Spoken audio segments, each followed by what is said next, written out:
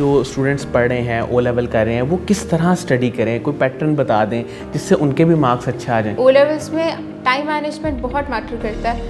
آپ جتنا اچھا اپنا ٹائم مینیج کرو گے اتنے ہی اچھے طریقے سے آپ تیاری کر سکتے. بیچ میں بریک نہیں لیتی تھی, لیکن اس کے بعد بریک لیتی تھی کہ ایسے پڑھ لیا پھر بریک تھوڑی سی لینی نہیں, پھر کچھ اور کام کر لینا, ادر ایکٹیویٹی. ایکسپیریمنٹس کرنے تھے جو ہم نے خود کیے تھے, اور اس کی ساری تھیوری اور اس کے ریزلٹس سب کو بنا کے ایک پریزنٹیشن بنائی ہم نے. IYNT کی ایک اور بھی برانچ ہوتی ہے IYPT, جو کہ بڑے بچوں کے لیے ہوتی ہے, اور اس سال وہ پاکستان میں ہوئی تھی.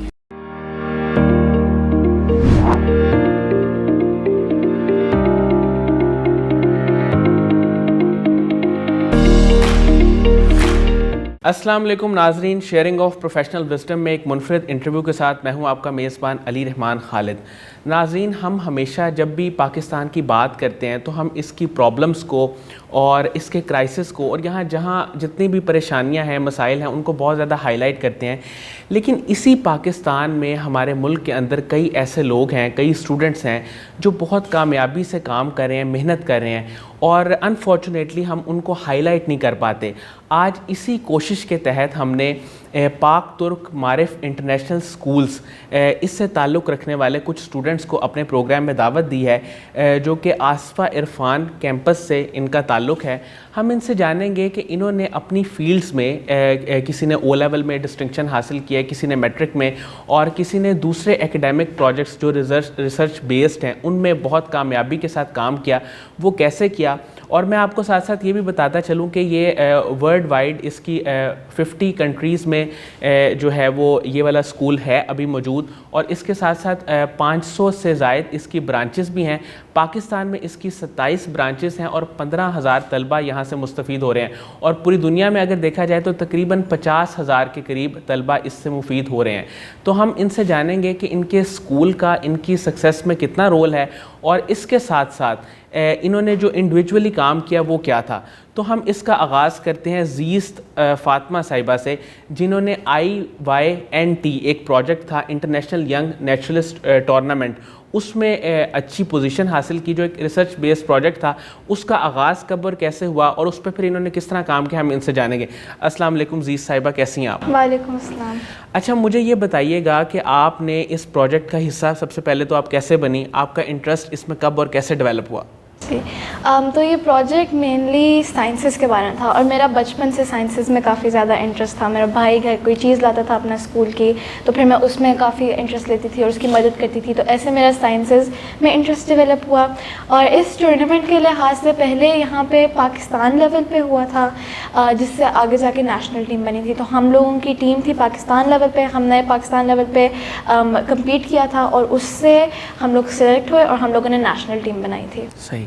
اچھا, مجھے یہ بتائیں کہ IYNT اس کو تھوڑا سا ایکسپلین کریں, اس میں کیا تھا؟ جی, so IYNT international young naturalist tournament, basically اس میں یہ تھا کہ اس میں انہوں نے ہمیں بایولوجی, فزکس اور کیمسٹری سے ریلیٹڈ سائنس پرابلمس دی ہوئی تھیں, اور یہ science problems normal science problems نہیں تھیں, یہ کافی کمپلیکس تھیں, اور ان کو سالو کرنے کے لیے ہمیں پوری ریسرچ کرنی تھی. ہم لوگوں کو ایکسپیریمنٹس کرنے تھے جو ہم نے خود کیے تھے, اور اس کی ساری تھیوری اور اس کے ریزلٹس سب کو بنا کے ایک پریزنٹیشن بنائی ہم نے. اور جب ہم لوگ قزاقستان گئے اس ٹورنامنٹ میں حصہ لینے کے لیے, تو وہاں پہ ہم لوگوں نے 3 چیزیں کی. مینلی ہم نے رپورٹ کیا تھا, یعنی پریزنٹیشن جو ہم نے بنائی اس کو دکھایا تھا, اور اس کو پھر دوسروں کی پریزنٹیشنز کو اپوز کیا تھا کہ ان کی پریزنٹیشنز میں کیا خامیاں تھیں, کیا اچھی چیزیں تھیں, اور پھر ایک اور رول تھا ریویو کرنا, کہ اپوننٹ اور رپورٹر کو اسیس کرتے تھے.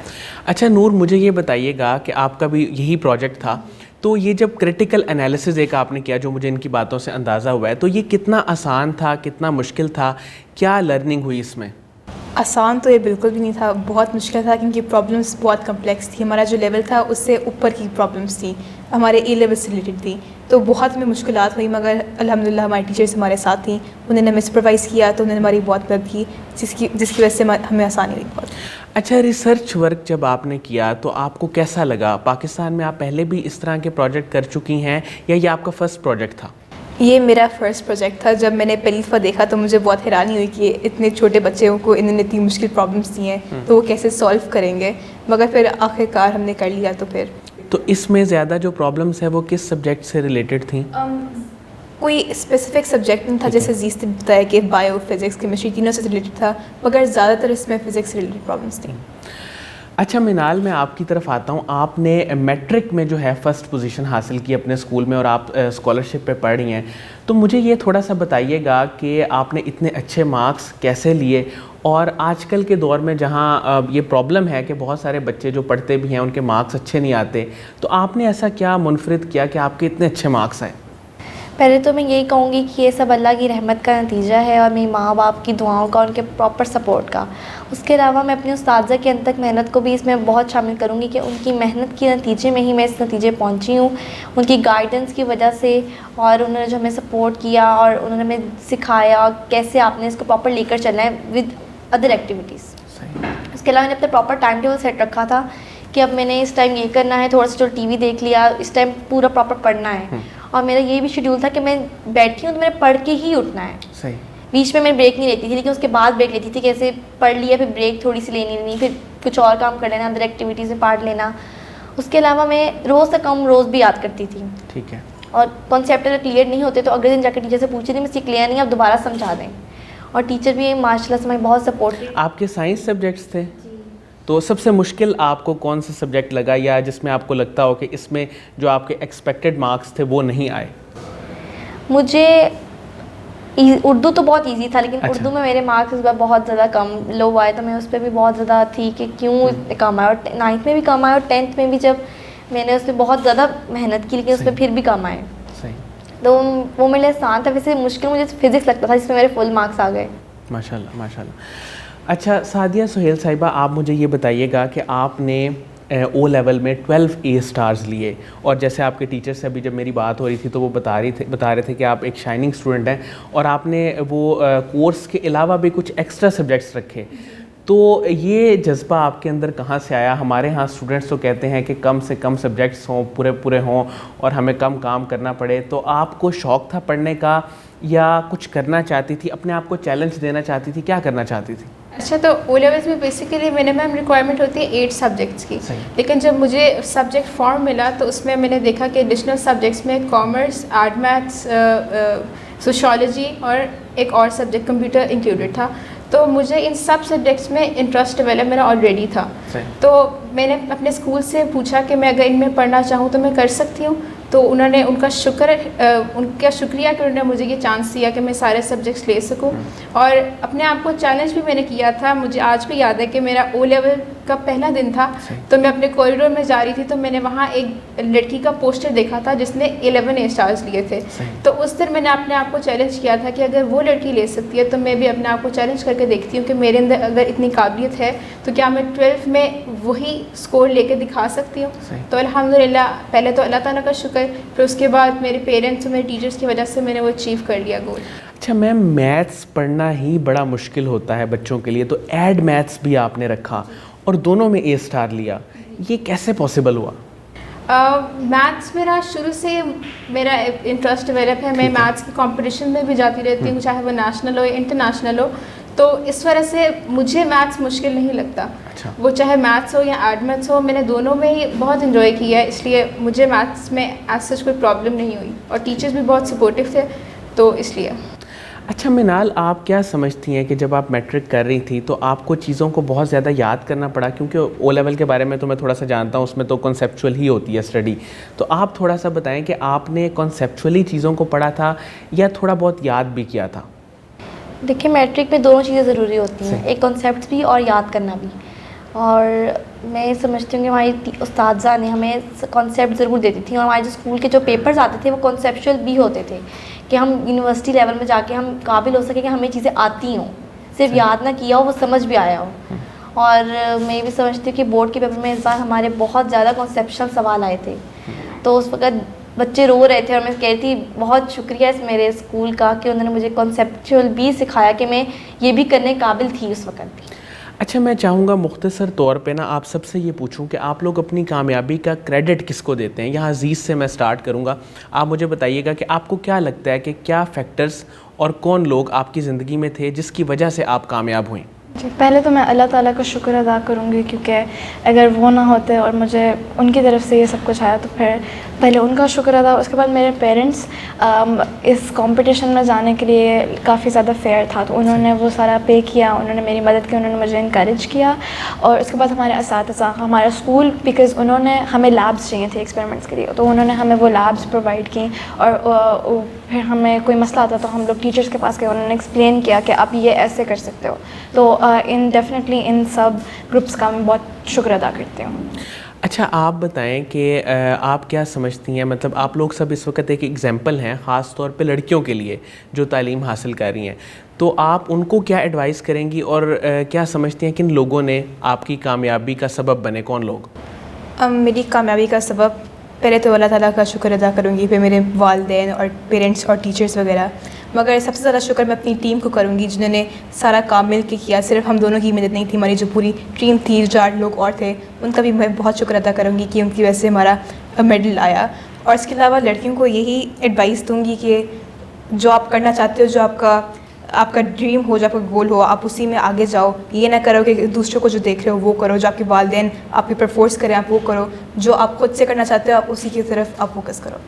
اچھا منال اور سعدیہ، آپ دونوں سے میرا یہ سوال ہے کہ آپ لوگوں نے ماشاءاللہ اچھے مارکس تو لے لیے، اب اس کو پریکٹیکل لائف میں آپ کا کیا کرنے کا پلان ہے؟ کیونکہ ظاہر ہے یہ تو ایک فرسٹ سٹیپ ہے، تو آپ پہلے مجھے بتائیے گا کہ پریکٹیکل لائف میں کیا پلانز ہیں؟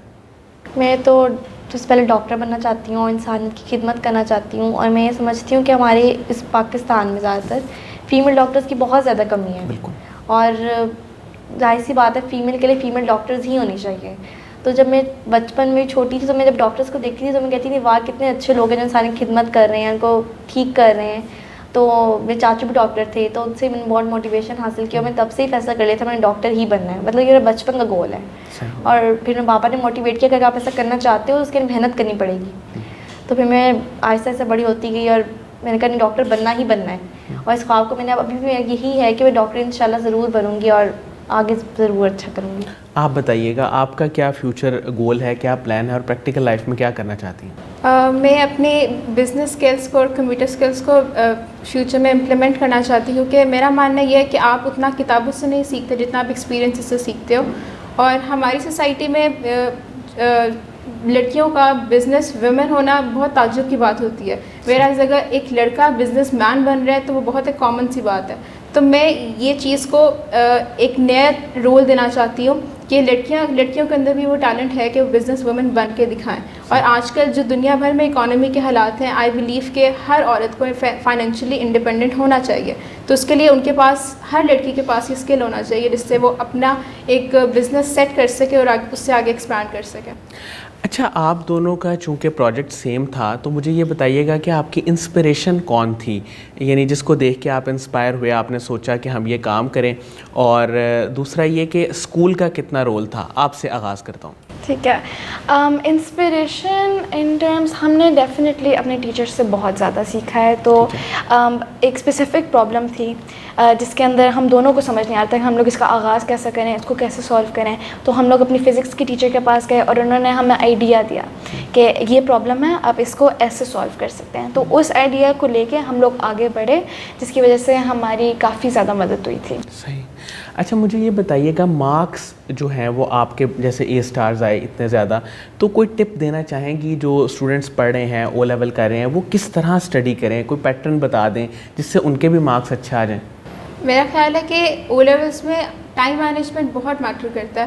آپ جتنا اچھا اپنا ٹائم مینیج کرو گے اتنے ہی اچھے طریقے سے آپ تیاری کر سکتے ہو. اور اس کے علاوہ او لیولس میں پریکٹس بہت ضروری ہے. پریکٹس کے بغیر آپ کچھ نہیں کر سکتے. جتنی زیادہ سے زیادہ 5 پیپر کی پریکٹس کرو گے وہ بہتر رہے گا. بچے کو وہی ایک اپرچونٹی دے گا کہ وہ اپنے ویک پوائنٹس پہلے ڈھونڈے اور اس کے بعد اس پہ کام کرے. اچھا پاک ترک معرف انٹرنیشنل سکولز، یہ جو سارا سسٹم ہے یہ کتنا ہیلپ کر رہا ہے گرلز کو، سپورٹ کر رہا ہے کامیاب ہونے میں؟ میں یہی کہوں گی کہ ادارہ بہت زیادہ سپورٹ کر رہا ہے ہمیں اور یہ ہماری اندر کی پوشیدہ صلاحیتوں کو ابھارتا ہے.